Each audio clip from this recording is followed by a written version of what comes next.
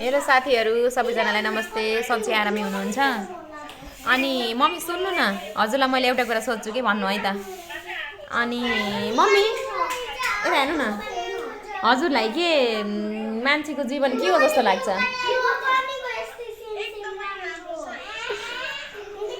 भन्नु के जस्तो लाग्छ मान्छेको जीवन मान्छेले जन्म लिइसकेपछि चाहिँ गर्नुपर्ने काम के हो आएन केही त बोल्नुहोस् भन्नुहोस् न जन्म लिएपछि हजुर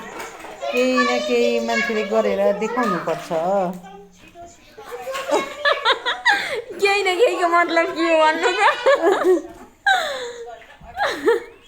आएन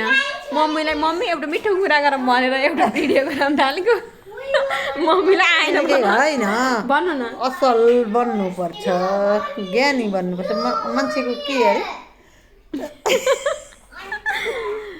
यस्तो हो मान्छे भएर यो धरतीमा जन्म लिइसकेपछि चाहिँ केही काम के गर्नुपर्छ जस्तो लाग्छ सबभन्दा इम्पोर्टेन्ट कुरा भन्नुहोस् न एकचोटि प्लिज पुरा